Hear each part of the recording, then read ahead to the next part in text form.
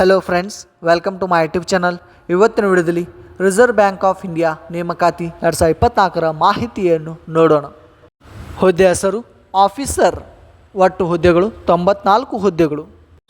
ವಿದ್ಯಾರ್ಥಿ reserve bank of India ನೇಮಕಾತಿ ಅಧಿಕೃತ ಅಧಿಸೂಚನೆ ಪ್ರಕಾರ ವಿದ್ಯಾರ್ಥಿಯನ್ನು ಪೂರ್ಣಗೊಳಿಸಿರಬೇಕು. ವಯೋಮಿತಿ ರಿಸರ್ವ್ ಬ್ಯಾಂಕ್ ಆಫ್ ಇಂಡಿಯಾ ನೇಮಕಾತಿ ಅಧಿಕೃತ ಅಧಿಸೂಚನೆ ಪ್ರಕಾರ ವಯೋಮಿತಿಯನ್ನು ಹೊಂದಿರಬೇಕು.